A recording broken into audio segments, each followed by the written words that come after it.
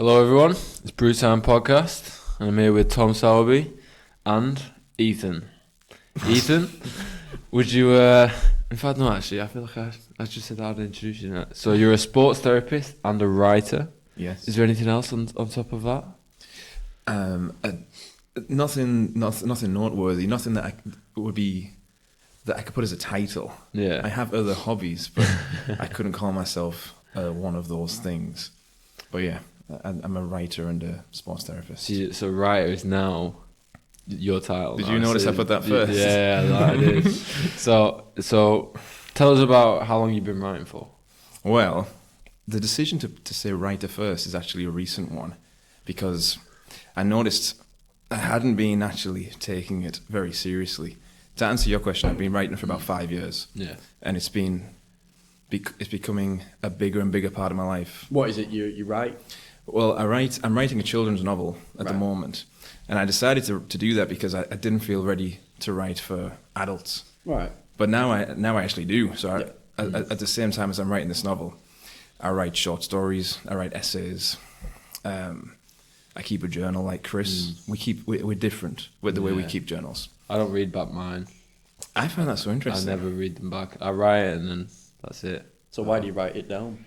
Because in the moment it explains. There's different reasons for why. Sometimes it's just to keep tabs with myself, but sometimes it's to explain why I have a certain reaction, emotional reaction to something, and explain myself. How do I explain the situation to myself? Yeah. And it clears things up.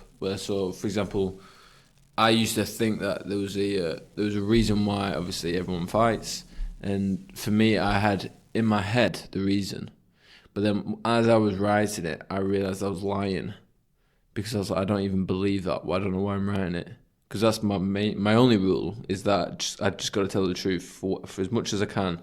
Mm-hmm. I really like that. Yeah, and so that's the only rule. And as I was writing, I was like, I don't believe that. And then I started writing even more about why don't I believe that, and what do I actually think is the reason. And then so it's just basically a way for me to explain myself, especially when emotions are high through fight camps and whatnot. It's always good to have, for me anyway, some way to Just relax, calm down. Not sure if it's relaxing and calm down. Definitely could be classed as relaxing, maybe, but maybe to vent. Yeah. Is there probably a better way, or process certain things, and move on. You know how you'll write it down and you kind of think, oh, I'm not sure if that's true. When you're writing, it's quite a slow thought process, isn't it? You can only think, you think as fast as you're writing. Do you now catch yourself in real time? You'll say something, you go, I'm not entirely sure that's true. Yeah, I've caught myself lying, or at the very least, tainting the truth, or bending it. I would definitely say that's definitely it's changed the way that I think. I feel like I'm more introspective in that sense of actually trying to see why I feel the way I do.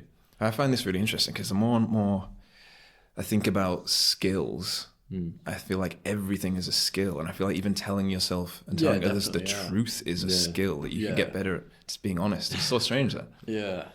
So, what made you get into writing?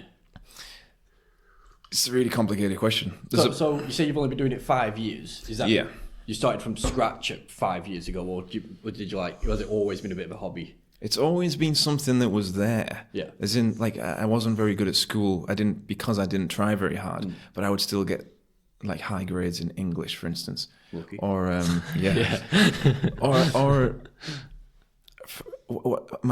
we had this English teacher in secondary school who had a bit of a, I don't know, there's something I liked about her, and I just asked her one day. I said, I would like to read.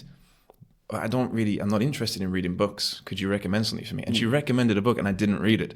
But I just thought, why is it that I want to read? It's so strange. Yeah. I think I always liked the idea of being someone who read and someone who had ideas and someone who would write. But I never thought that would be me. And several things happened. I just became interested in self-development, kind of like you guys. Yeah. And I thought to myself at one point, well, maybe I am the kind of person who could do this. And the first stuff I wrote is still there somewhere, and it's so bad. I actually don't want to look at it. Would you ever put it out? Certainly not. It's so bad. It's terrible as well. It's just like, a lot of it's just like lesbian porn. Really, I was like, let's Best kind. let's write about this. And one of my rules is I'll only write about things I know. And writing about lesbian sex is something I have no idea about. So yeah, that's pretty funny. But it's funny because I wanted to write. I had this idea when I was on holiday of writing a book called. It was going to be something like what you actually learn at university. All right. Because I think that this isn't a unique idea. I thought it was unique at the time, but you don't learn what to think. You learn how to think at uni. I think that's what should be the case. And I didn't think that was very clear. I didn't think other people were seeing that. I think now people are taught kind of exactly what to think. But critical thinking is the skill you should develop at university. So I wanted to write that book, and I didn't. But it doesn't really matter. What I realize now is I was just kind of finding my feet and figuring out what I wanted to write and everything like that. Well, decent. Do you feel like you now? Obviously, you still have you finished the child novel? Yeah, I'm tinkering it now. Tinkering it now. But yeah, there is a manuscript. It exists. Yeah. So when that process goes through and that's finished, what do you think the next step for you is after that? With writing. Yeah. Because obviously you spoke before about wanting to do an adult book, and now you feel ready. Is that the next step, or do you what do you see it? Well, it's a good question because I have ideas all the time, and one of the things I often think is this a short story or is this a novel? And I think I'm not experienced enough yet to know. What I think might happen is I have some ideas for short stories. I think one of them could turn into a novel. Sometimes I think about writing a non-fiction book, but I don't feel ready for that. What is the difference between a short story and a novel? In terms of like logistically or in writing it. What makes the definition? Yeah, what's the difference? At what length does the short story become a novel type of thing? Like I have no clue. Yeah, I see what you're saying. I think that there are general guidelines, but it's quite vague. I mean, something like 3,000 to 7,000 words. I googled it once. That's about a short story. Right. If you get to around something like 100 pages, I know I've changed the metric now from words to pages, but 100 pages and less, that might be known as a novella. Right. And then when you're getting past 40 to 50,000 words, you're into the novel range now. Right. But it's just figuring out if there's enough substance there. And what I often do, I like to think about things a lot, and sometimes I'll think, oh, here's a very nice, simple story. But then I'll start adding things to the characters in my head and think, oh, well, that could be a novel. That could actually be a novel. So that's kind of interesting. I had an idea today for something. I won't tell you the idea, but I just thought, oh, that's very different, because it was something. Jonah the Strongman, which is the name of the children's book, is extremely contemporary and literal, meaning there's nothing here that is out of the ordinary. This is just as real life as it gets. But the idea I had today was a little bit abstract and strange, and I don't think that way. So I thought that was kind of interesting. What does contemporary mean? Real life. Oh, okay. Do you find, so you mentioned Jonah the Strongman. Yes. Do you find the books and stories that you write, so you're into, as in you train at Chaos Gym sometimes? So Yeah. you put it into your strongman. So do you find you incorporate yourself into them stories? Yes. Yeah. For sure. It's actually so interesting, man. The more I write, the more I feel like I'm learning about other authors. It's so cool because I think you can't help but inject. You can't help but write about things that actually happened to you. Yeah. So anybody who knows me, my family, if they read Jonah the Strongman, it's going to be like reading my childhood. However, in reality, it's very different. Like it's so different. It's way more different than it is similar. But I mean, I just think about like scenes where Jonah's getting picked on. I just think, well, what happened to me at school? Oh, well, there's an example. Yeah. And it's very easy to think of that way. Oh, yeah. Makes you wonder how the hell J.K. Rowling came with Harry Potter. Some life, that, isn't it? Well, do you know what? I've actually given that a little bit of thought because, I mean, the magic side, that's very creative. But the thing I love about Harry Potter the most is it makes your memories of school better than school was. Like, there's scenes when Hermione and Ron and Harry are doing homework. And it makes me excited about doing homework. I never wanted to do homework. Even like picking the houses, you do pick houses when you go to school. Yes, exactly. Yeah. Being part of something, being part of a little club or I didn't something. think about that, actually. Yeah, that's the stuff that I think is actually made Harry Potter so successful, because there's loads of fantasy books, aren't there? But there's not. But that's just, it hits home for us differently, and I think it's because it's familiar.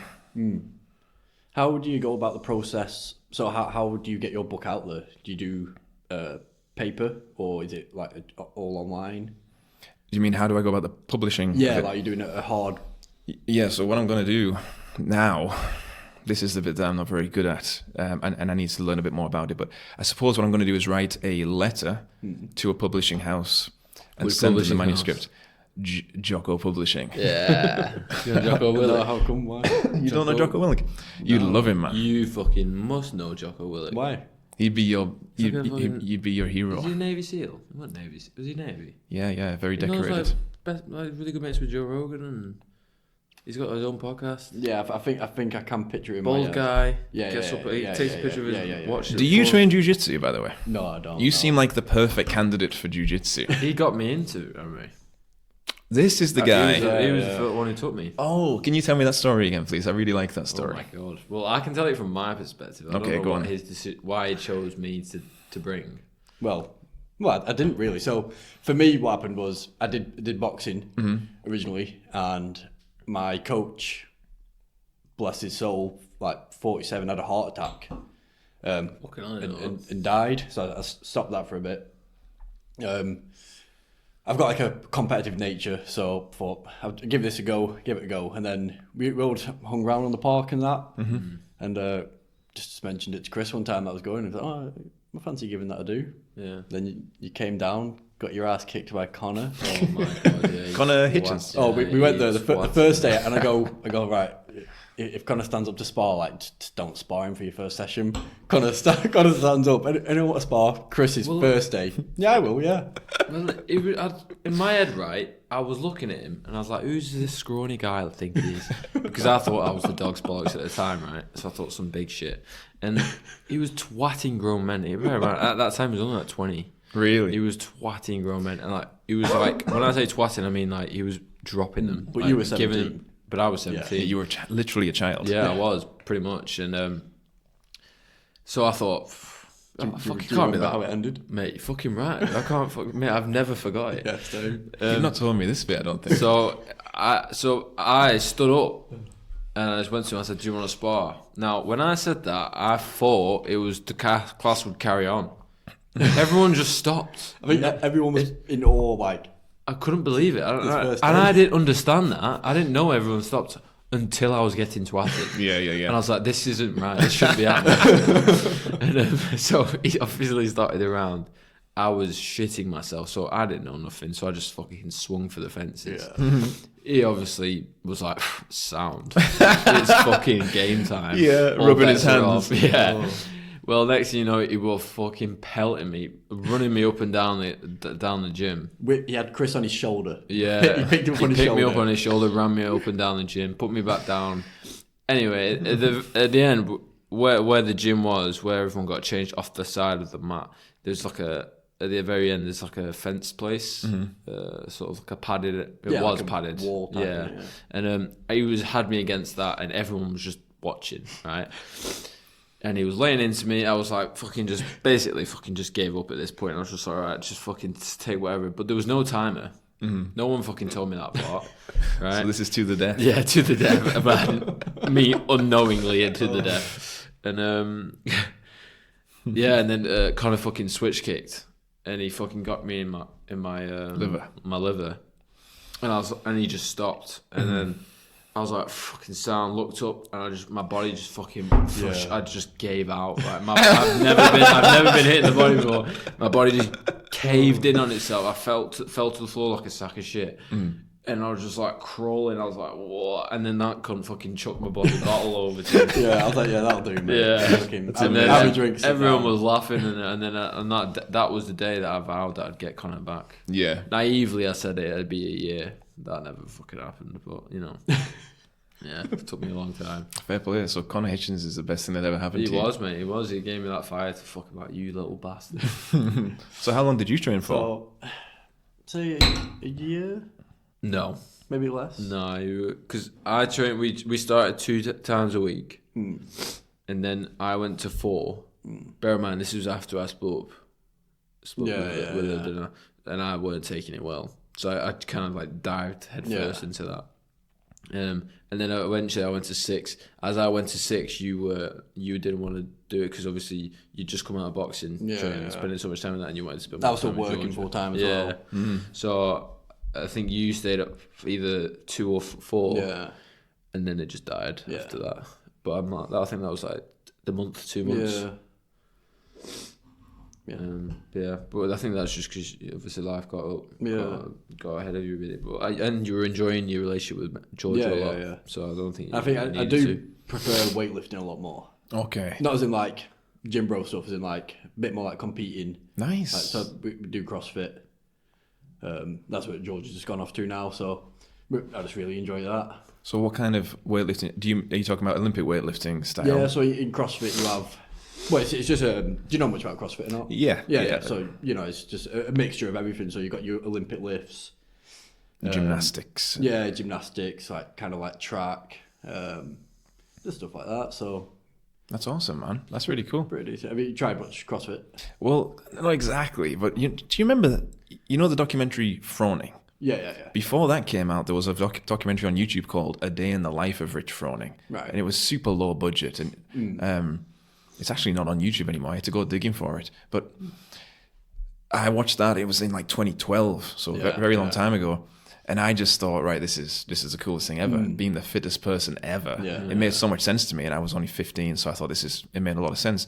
And every piece of money I'd ever saved, I was spending on gym equipment in my garage. Yeah. So I would put together WODs, but it would be ridiculous. It'd be like, I'm going to do 10 deadlifts, 10 pull-ups, and a mile run 3 times or something like that.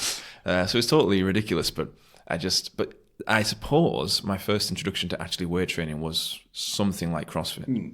But I've never been to a box. I've never done proper CrossFit, no. So can you tell us your story on how you became a sports therapist? Because you became a sports therapist before, right? Yes. Yeah. So tell us your story on how you actually got into all of that. Well, I've got a very big background in sport, which is like take ages to cover, but we can go into that a little bit if you want. Can do, yeah. I mean, give us the full intro if you want. Well, I've just always been a sportsman. I've always, and it started off with like football when I was in primary school. I'm actually quite proud of this. I was the best footballer in primary school. And then that's it. But that's okay. So I had some football accolades, then cricket, and then golf. I took golf quite seriously. Golf was serious, yeah, right? We used to live at a golf club, so it was natural for me to get into that. But then I started lifting weights, and it kind of went in the order of... Did you have a handicap? Yeah, I was off 7, but I got really interested in long drive towards the end. I used to follow a guy on YouTube called Gorilla James, who was a long driver. Yeah.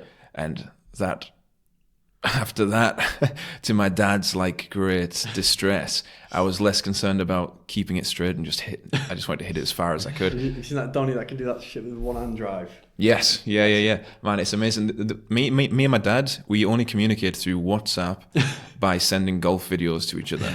So that's how we still have that.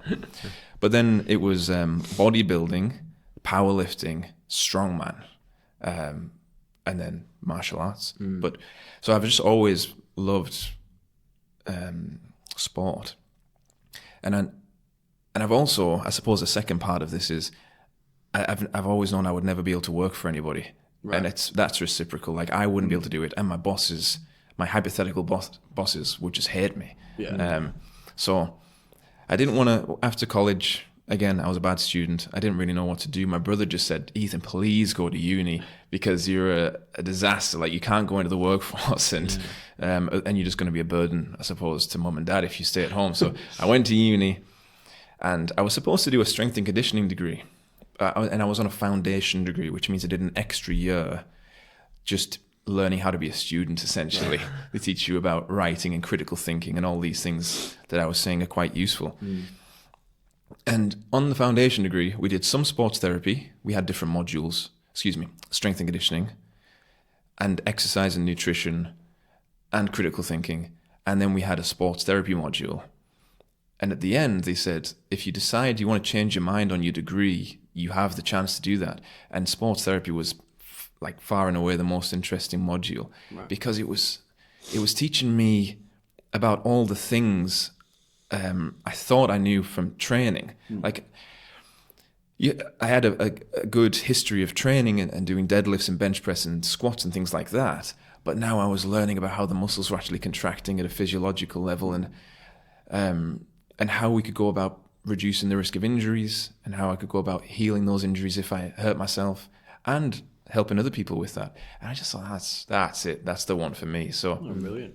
And then I actually started trying really hard at uni, and because of that, I got some good placement opportunities.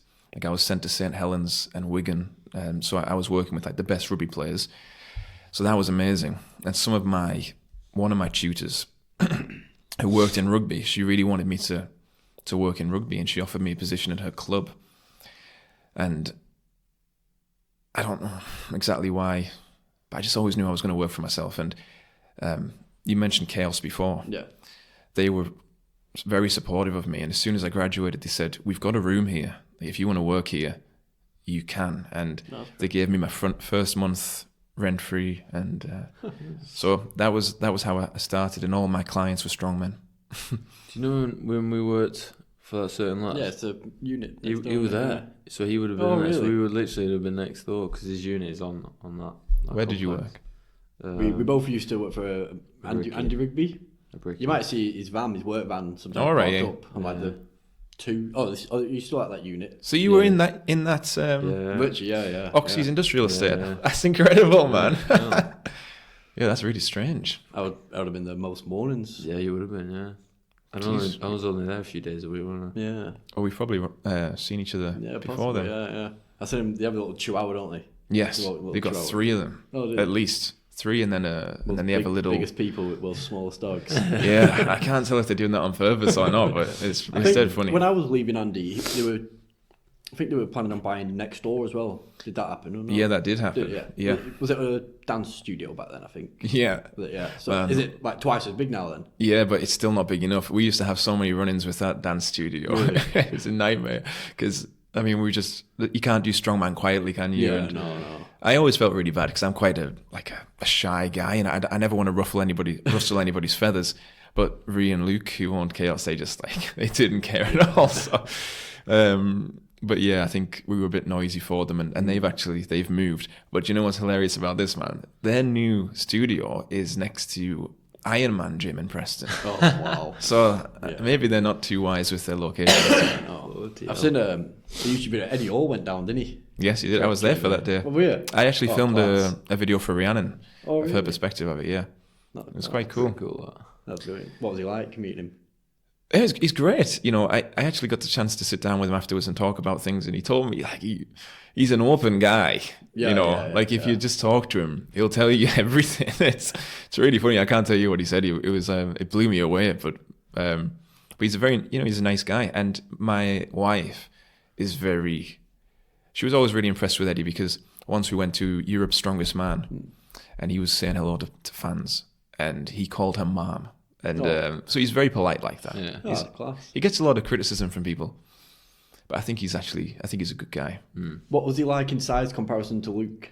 Oh, he's way bigger. He's really, massive. Yeah. Luke's a strange guy because he's a funny shape. Like he's 120 kilos. This is where I actually start to doubt myself because you get this strange illusion happen when you're hanging around strongmen all the time. You start to look at someone like Luke and think he's small. He's 120 kilos. Yeah. You see him in Preston City Centre and you go like, oh my God, he's a giant. But yeah, I think Luke carries all of his muscle on his back. Like he's just all erectors because he's got a gigantic deadlift. But Eddie, he's just humongous. He trimmed down at that point. You know, he'd lost like 30 kilos. So, but he was remarkably strong. I remember him doing Viking press. This is what blew me away. He had like 170 kilos on the Viking press, and he doesn't really use his legs on that exercise. What's the fuck's a Viking press? Viking press is it's an overhead press, but it's on a pivot like this. So you're kind of pressing up and slightly forwards. Oh. It's essentially a machine press, like a standing machine press. Yeah.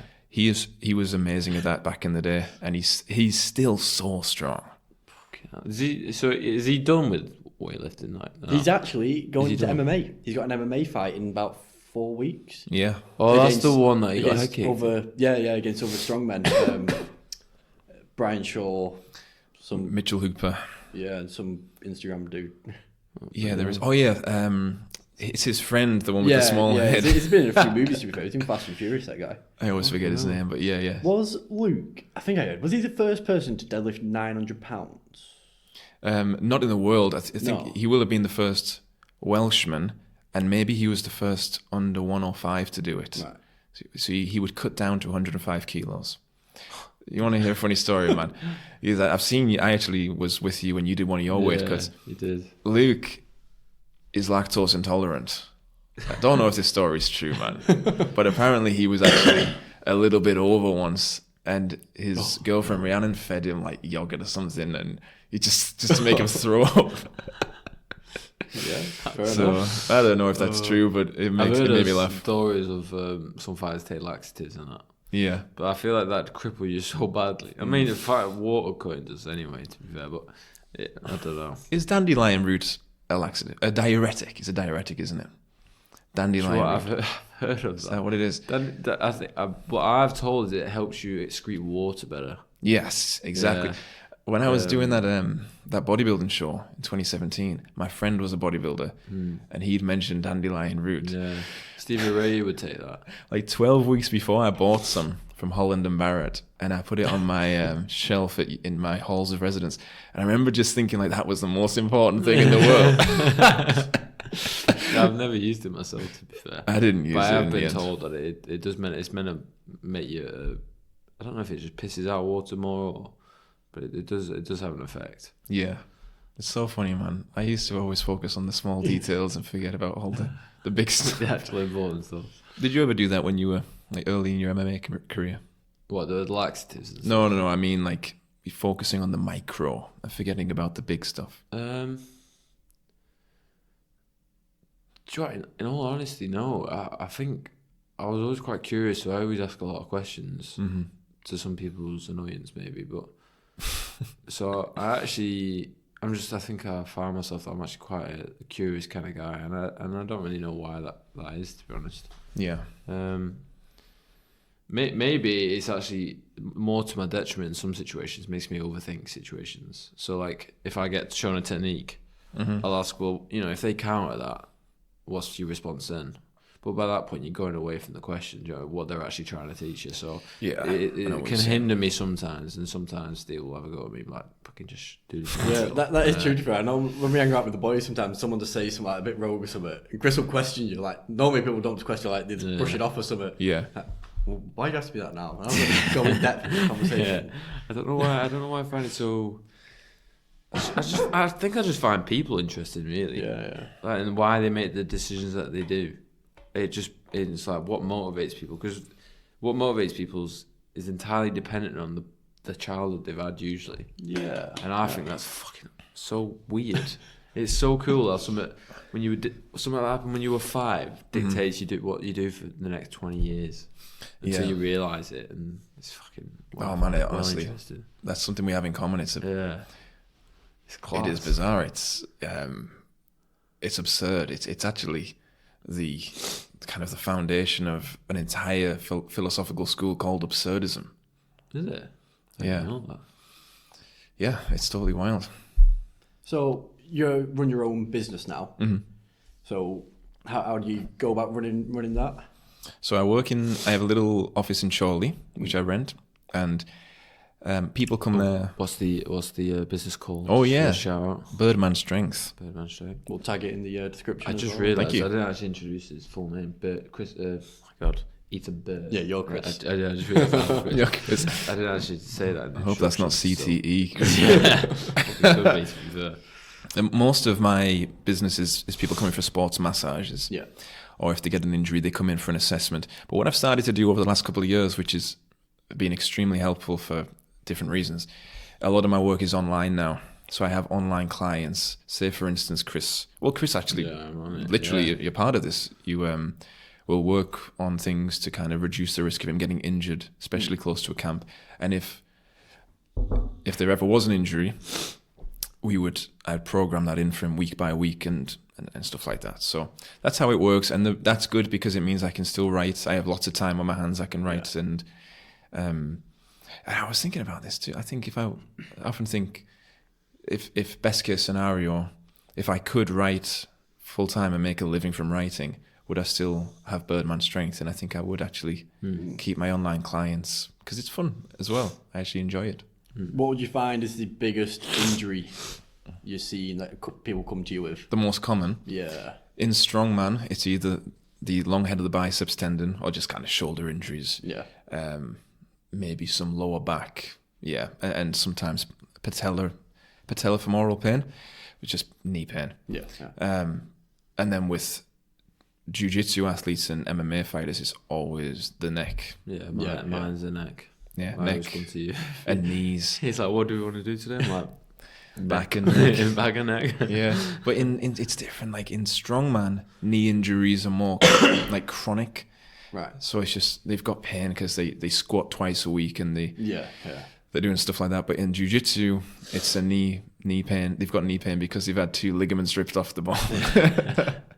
So it's different. I was looking to if I was probably going to book a sports massage with her. Oh, yeah? Fucking deadlifts yesterday, 5x5 deadlifts, and then they put deadlifts in the workout as well. Oh, Like, rough. yeah, 15 minute AMRAP with like, what was it? 8 pistols, 12 deadlifts, 24 double unders. So you taxing on the back with that. 8 pistols, and what? 12 deadlifts. Yeah, and then 24 double unders, double skips. Yeah. So that was pretty taxing on the back after the 5x5 deadlifts. Yeah, for sure. So, and we have the CrossFit Open coming up. Are you at that level? Well, are you high level CrossFit? No, all levels do CrossFit Open. Oh, okay. Yeah. Okay. They try and push for everyone to do it. It's actually not that bad, you know. I've seen it. I've watched it. I can see those triceps through the through the jumper. It's not that bad. Chris would get smoked. I mean, I'd be surprised. I'd be worried if you didn't smoke me. To be fair. We do 2 different sports. Well, you do your circuits and that. Not anymore. You do some power cleans as well, don't you? I do power clean. That's If SNC. you wanna That's call like it that's that's like I don't know. I feel like the strength conditioning I do is not to fuck me up. It's not. It's only to help my training for MMA. It's never to take away from that. Yeah. Yeah, you know, I have a good friend, Mac Middleton. He's a extremely accomplished Olympic weightlifter. And when I met him, I was like big fan of powerlifting. And he said, "Your sport is just accessories," because he would do squat and bench and deadlifts to get better at clean and jerk and snatch. He's like, "Your entire sport is just my secondary work." I was like, "That's gutting." I was also doing strongman at the time, so you know. That's one thing we never do at CrossFit, bench press. No. I think we probably do it like twice a year or something. Do you ever do some close grip, like for the triceps? No, not really.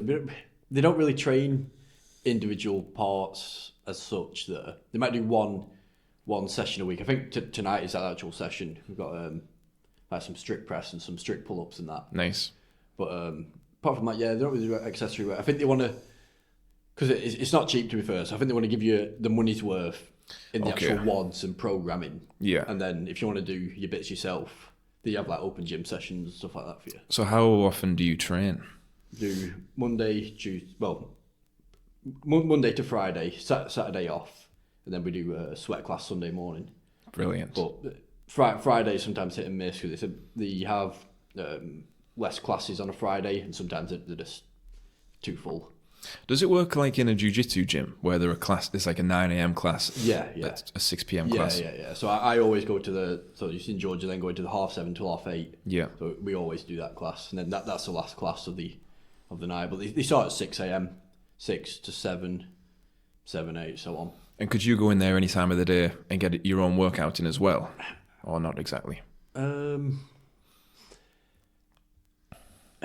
It's not that it's frowned upon. It's like it's just a bit weird. It's only a small gym. It's only a small box. Okay. So while if there's like a class of 12, which is that full class, doing the WOD, you'd be a bit weird off to the side. Like you wouldn't want to cross across the gym while everyone's using the box to like get a weight or something. Yeah, I see what you're saying. So you have designated open gym times for people to use. So. Oh, that's cool. Because I was talking to my friends about this recently when we were walking up a hill. Like CrossFit it has a bad name, doesn't it? Yeah, But it does. Yeah. When I think of CrossFit, I'm thinking of many different things. Like elite CrossFit, they're training so differently to the novice, and they're putting a lot of time into different disciplines and just general physical preparedness as well, aren't they? Yeah. They're doing a lot of stuff to get strong, and it makes me laugh, man. Because back in the day, do you remember Callum Von Molger on YouTube? No, I don't know. He was a great guy, super big bodybuilder, and his whole thing was like CrossFitters a week. But now any elite male CrossFitter, they're clean and jerking cleaning 180 kilos, aren't they? Well, they're so strong. Justin Medeiros, I think the 2022 CrossFit winner, he's just done a powerlifting meet, and like he's competing with the top powerlifters at his level. So yeah, and all he's training is CrossFit. Just taking a little time out. People doing it's called Wadapalooza or something. So he's not done that and done this instead. This is just how sport adapts, isn't it? CrossFit's quite new, Yeah, really. definitely, yeah. And it was only a matter of time before you got people who thought, okay, I'm going to be as strong as possible and as fast as possible. And then you end up with absolute freaks. Yeah, but it's definitely new to the UK as well. Yeah. Like you've only just started seeing like gyms pop up, but they are popping up. But I think our gym want to expand and get a bigger place so they can have a free weight section and then separate classes constantly. But it's hard to do that in Preston, really, because they want to keep. They're in pretty much in like town centre, so they want to keep in that type of area. There's not a lot of places that don't charge for a bomb for around there, so that's a shame. But it's brilliant. I love it there, and like it's even to. Well, you guys don't go to normal gyms anyway, do you? You go to like specialist gyms. Yeah. So you have it the same, like you have actual Christmas do's, whereas if you go to like pure gym, all the members don't go out and go to Christmas do. No. They have a proper Christmas do, like they do pub quizzes. The communities. Better tight-knit community. Like we do, like if a sweat class isn't on a Sunday, we'll all go on a hike. Oh, that's awesome. Someone will plan that. The pub quizzes are great. They're proper piss up. That's pretty decent. And then the opens, you do the last Friday for 3 weeks on a trot, and then the last Friday everyone goes out for a drink after that as well. That's so cool, man. Get beers out. Sorry, go on, Chris. Is that next month, that open thing? It's end of Feb, start of March. So that's all levels. All levels are all levels. Yeah, they try and push for everyone to join in the gym. Like leading up to it, Pat and Jordan will be going, you booked on. Yeah, as long as you log your scores on the CrossFit website, you get a ranking of like 4,000th in the world.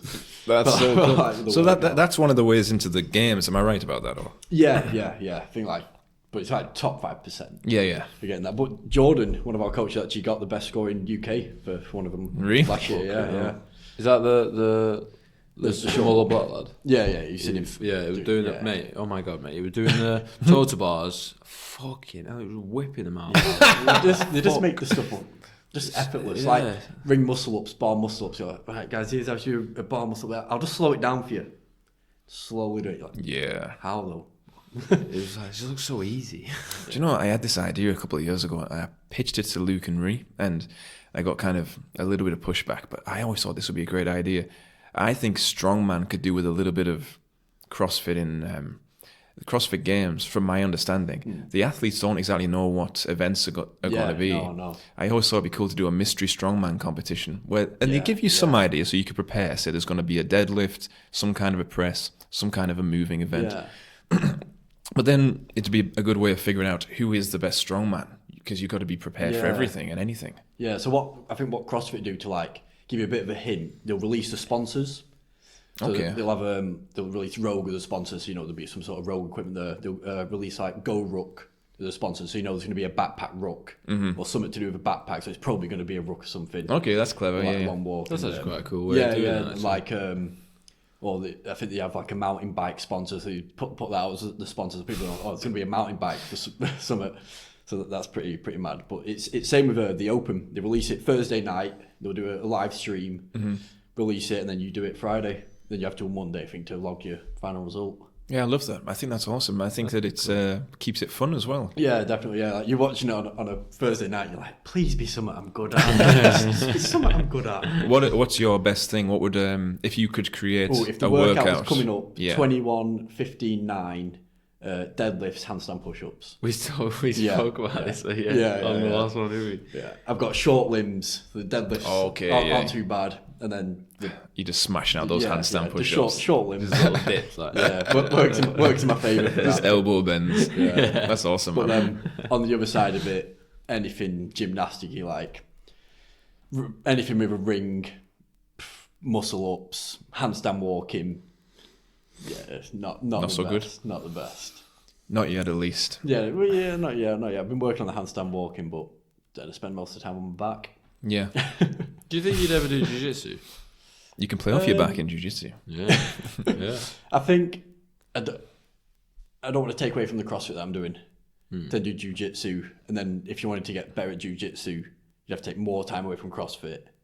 So I don't think you could get really good at one of both of them at the same time, if you know what I mean, without putting a lot of stress on your day, because at work.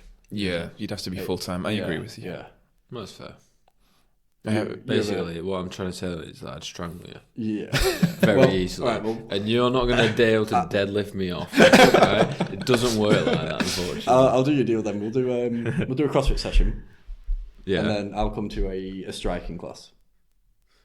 Tell you what, how about we do a CrossFit session, but before it, we have a 5-minute roll. Right? And I'll just choke you out unconscious and then just say that I did the CrossFit session. He's going to break your arms before you do those handstand push-ups. Oh, yeah. That's what he's thinking.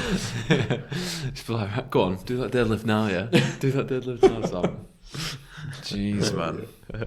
You're a bad friend. Oh, Yeah, he loved me. When I used to do it with him, he used to love sparring with me. He'd go, mate, yeah. Oh, are we going 100%? 100%? Chill the fuck out, man. Mate, I never knew anything but that. Yeah, I was that- fucking chill, dog chill the shit. fuck out. It just pissed me right off. Piss me off. That's funny, man. Swinging. You boxed for a long time though before me. Yeah, you Do you know what I mean? kicked So in it's- the head and shit. Oh mate, do you remember when that guy kicked me in the Yeah, I head do and fucking remember nearly that. knocked That's me because out? you were going 100%. No, I mean, yeah, I was. Yeah. And he taught you a lesson. Like, shut But up. I didn't know. Yeah, but you don't. When you first go, you don't know anything else. Yeah, Do he you know like what I heel mean? kicked you on it. Oh mate, he fucking Yeah. booted me in the head, mate. Honest to God, I fucking What, was spinning seeing heel kick? full on, mate. Fucking Brilliant. shin across my. This fucking is still head, like mate. only a month in. Oh, And I was like, Chris's second week. sparring wasn't sparring. It was just, I'm going to try and Fight. take you right off. just Yeah. scrapping. Yeah, But yeah. that's just naivety and ignorance on it all, really. Well, do you know, man? I remember when I first started jiu-jitsu, and I was already a year into watching jiu-jitsu Oh yeah. content, and so I thought I was going in there thinking I'm gonna be chill and I'm gonna absorb and learn. But still, if someone's on top of you in side control and you don't know how to get out, Shit yourself. you've just got to push them off, haven't you? Yeah. With all your strength. And I've thought to myself, what's the striking equivalent if you don't know any striking? Just fucking swing for the fence. Yeah, I Just, think like, that's get it. the fuck off. It's either that or just covering up, isn't it? Yeah. So, Do you all remember getting your first submission? yeah, I remember. I remember, right? I don't remember my first submission. I remember my first submission in sparring. So Alright. when I actually got invited to do the fight, Yeah. the first, Oh, okay. and So it was a real MMA. Privy necktie, mate. Really? Steve asked me to come to the fighters class because at this point I was training 6 times a week whilst I was at college, and Steve obviously could see that I was going to try. He said you should come down, so I came down on, I think it was on the Sunday at that time, and I remember, I'm going to drop his name. Oh my god. Fuck him. He doesn't train anymore. He's got a life now, and he's got a kid and that. So Lee Miller. Went with Lee Miller. Privian necktied him. Inshallah. He's going to comment below and say that he was just going light. He was just floor rolling. Mate, I've took the piss out of him at the Christmas do saying, I remember, mate. That's why it's my favourite submission. Because he remembers it too. Well, he claims that he didn't. I was like, mate, I fucking... Because I got up that and I couldn't believe it worked. Yeah. I couldn't believe jiu-jitsu worked. So that's what I remember. But yeah. What about yours? Mine was a guillotine, which it's significant because I don't do guillotines, and it's not one of my things that I do very often. But I was really lucky, to be honest. I met a guy when I started who was just a little bit more experienced than me, so he was a great training partner. Yeah. And I have like a vague memory of it, and I don't know. I ended up in a guillotine, and I was thinking, I don't know if this is on. I just squeezed, and he tapped, and I thought, oh, that was it. Yeah. I just got a tap. And he looked at me kind of like, you did it. He's a really nice guy. So and he doesn't train anymore, but we probably tapped each other thousands of times because we always had the best, like, more flowy, open rolls. He was a really good training partner. It's a shame he doesn't train anymore. What about you? Well, it was an armbar. And Armbar? Yeah, like the day before, the week before, we'd been practicing the drill where tried to protect their arm, you smack the other hand off or something to get it. And he did that exact thing, and I was like, oh, I fucking remember You're this. just like, whoa. Then fucking yanked his arm back. I was like, yeah. It's a crazy feeling. No, I don't remember.